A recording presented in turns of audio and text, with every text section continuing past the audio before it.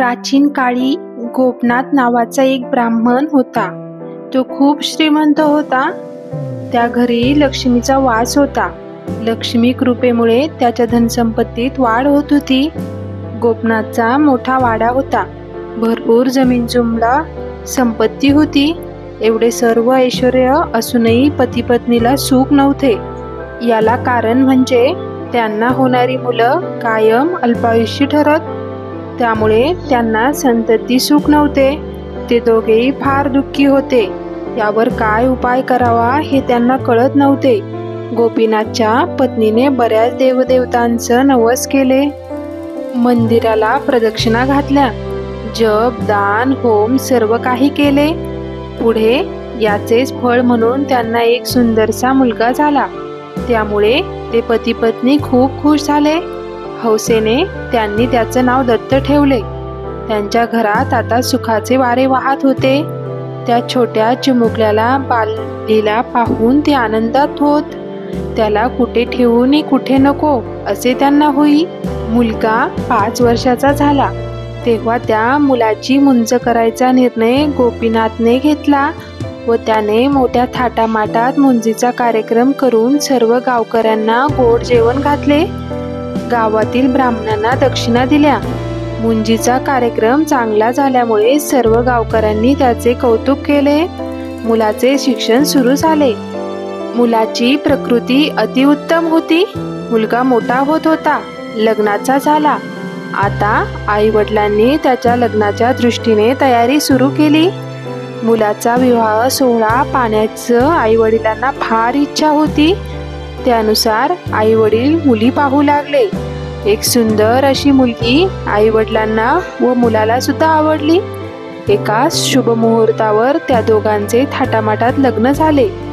या शुभ प्रसंगाने त्यांच्या घरात सुखाचे वातावरण पसरले. दत्ताची बायको सासू सासऱ्यांना मान ठेवत होती. तशी दत्ताची बायको सुलक्षणी शांत स्वभावाची, प्रत्येक काम काळजीपूर्वक करणारी होती. दत्ताची पत्नी पतीच्या सेवेत रममाण होती. पती हाच परमेश्वर असे ती समजत होती.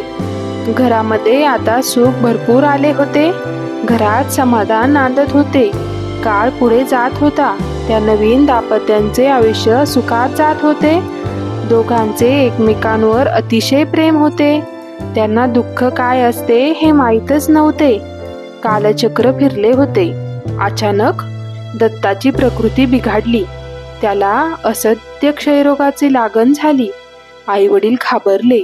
एकसारखे मुलाचेच विचार येऊ लागले. नवसाने झालेला मुलगा काय होणार त्याचं? तरुण सुनेचं काय होणार? म्हातारपणी आपल्याला कोण आधार देणार? अशा विचाराने ते व्याकुळ झाले होते. दत्ताला त्यांची अवस्था दिसत होती. पुढे काय घडणार आहे हे देखील दत्त जाणून होता.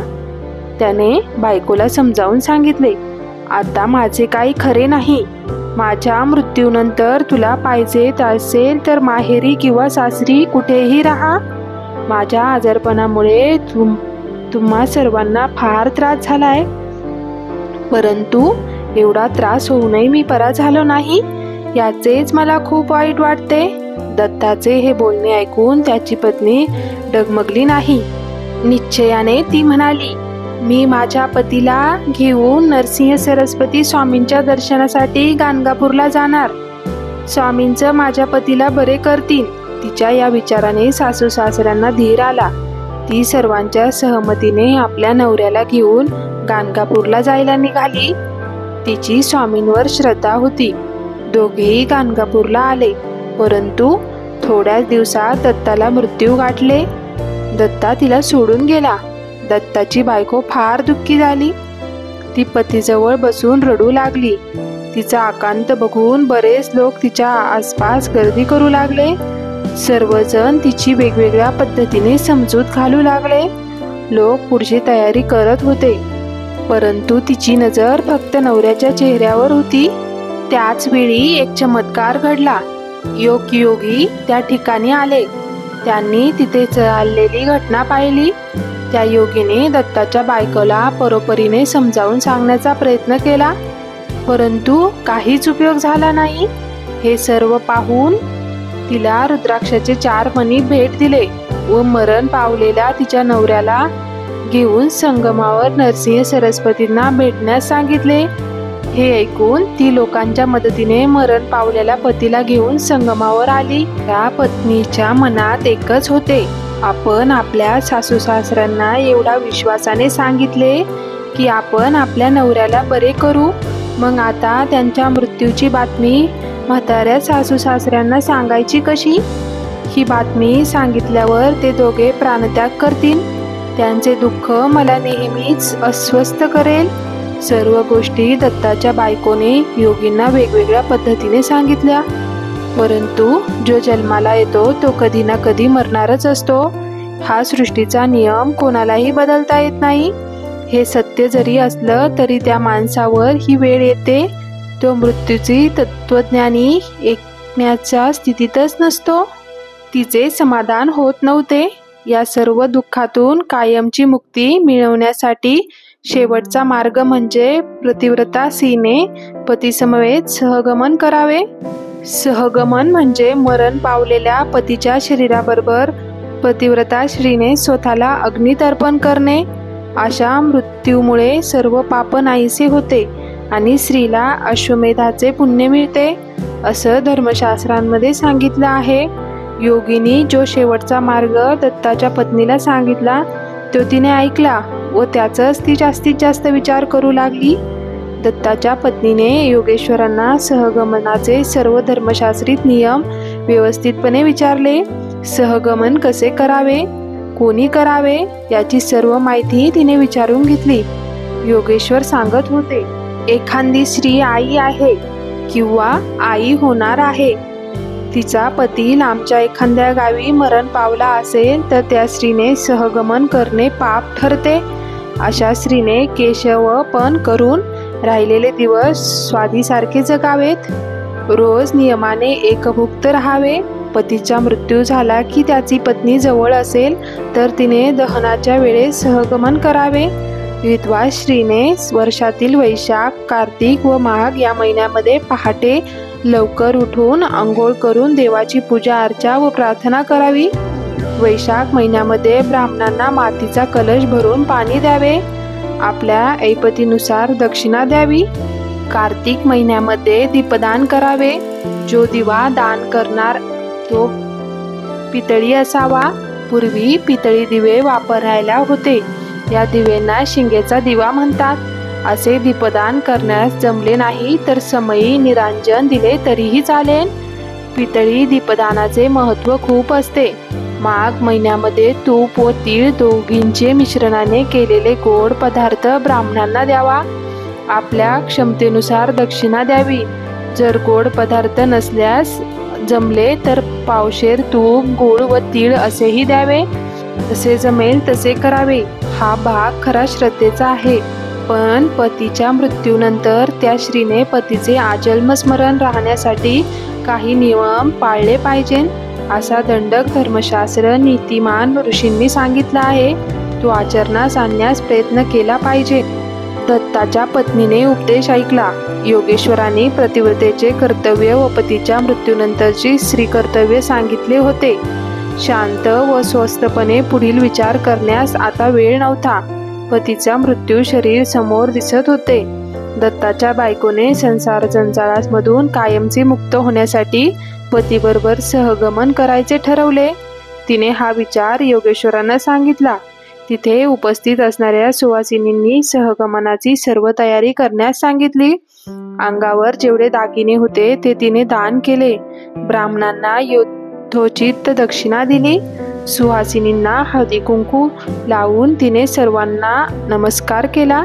सर्वांना निरोप देऊन ती हातावर जळते निखारे घेऊन शांतपणे एक एक पावलं पुढे टाकीत निर्डरपणे स्मशानभूमीकडे चालू लागली। तिच्या पतीच्या अंत्यसंस्काराकडे बरेच लोक जमा झाले होते। तिच्या पतीचा अंत्यसंस्कार अमराच्या संगमावर होणार होता। ही मुलगी सहगमनासाठी जाण्याच्या तयारीने निश्चल मनाने आली होती। तिने जवळच एका औदुंबराच्या झाडाखाली एक तपस्वी ध्यानस्थ बसलेला पाहून तिला वाटले सहगमना अगोदर त्या योगी तपस्याला अंतिम नमस्कार करावा या हेतूने तिने घाईघाईने नमस्कार केला. स्वामींनीही सहृदयी नजरेने तिच्याकडे पाहिले. कपाळावरील ठसठसीत कुंकू पाहून त्या सत्पुरुषा योग्याने तिला अष्टपुत्र सौभाग्यवती भव असा आशीर्वाद दिला. तिथे उपस्थित असलेल्या लोकांनी नम्रतेने स्वामींना सांगितले, स्वामी, हिच्या पतीचे निधन झाले आहे व सती जाण्याच्या तयारीने आली असून शेवटचा नमस्कार करण्यासाठी आपल्याकडे आली आहे. मग तुम्ही असा काय आशीर्वाद दिला? त्यावर स्वामी म्हणाले, मी ज्या शब्दांचा उच्चार केला ते शब्द सत्य करण्याच काम परमेश्वराचा आहे. तुम्ही थांबा, या प्रेताला अग्नी देऊ नका, ते मृत शरीर माझ्याकडे घेऊन या. तेथील उपस्थित ब्राह्मणांनी मृत शरीर स्वामींजवळ आणून ठेवले. त्या स्वामींनी रुद्रसूक्त म्हणत ते पवित्र तीर्थ त्या मृत शरीरावर शिंपडले आणि आपल्या तेजस्वी संजीवनी नजरेने त्या मृत शरीराकडे पाहिले. देवाला हात जोडून डोळे बंद करून अंतर्मनाने पाहिले आणि काय आश्चर्य, थोड्याच वेळात ते मृत शरीर हालचाल करू लागले. उपस्थित लोकांना तो चमत्कार पाहून नवल वाटले. दत्ता जिवंत होऊन आपल्या पत्नीला प्रश्न विचारू लागला, आपण कुठे आहोत? आपण इथे कधी आलो? आपल्याला इथे कोणी आणलं? आपण कशासाठी आलो? हे सत्पुरुष कोण आहेत? त्यांची पत्नी शांत होती. मृत पतीला जिवंत झालेले पाहून आनंदाने काय बोलावे हेच तिला सुचेना. तिने पतीच्या हाताला धरून त्या सत्पुरुषाच्या जवळ नेले. दोघा नवरा बायकोने सद्भावेने त्यांना वंदन केले. दोघांच्या मस्तकावर आपला शुभ हस्त ठेवून सुखी भव असं शुभ आशीर्वाद स्वामींनी त्यांना दिला. अंत्यसंस्कार करण्यासाठी जमलेले लोक आपापल्या घरी परतले. त्यांच्यापैकी एकानं स्वामींना विचारलं, स्वामी, हिचा मेलेला पती तुम्ही जिवंत का केलात? त्यावर स्वामींनी त्याला उत्तर दिलं, ब्रह्मदेवांकडून मी या मुलासाठी त्याच्या पुढील जन्मातील 2 तपाचं जीवन आज मागून घेऊन त्याला जीवदान दिले आहे. या मुलीच्या प्रतिव्रतेमुळे तिचं सौभाग्य टिकलं होतं. या व्यतिरिक्त मला अधिक काही प्रश्न विचारू नका. दत्ता व त्याची पत्नी आनंदाने घरी परतली. दत्ताला पाहून आई वडिलांना खूप आनंद झाला. इतका आजारी असलेला मुलगा ठणठणीत बरा होऊन परतलेला पाहून त्या वृद्ध आई वडिलांना सुनेंचे खूप कौतुक वाटले. तिच्या श्रद्धेचा, एकनिष्ठेचा व स्वामींवरील भक्तीचंच हे फळ आहे. पुढे दत्ताचा संसार सुखाचा झाला.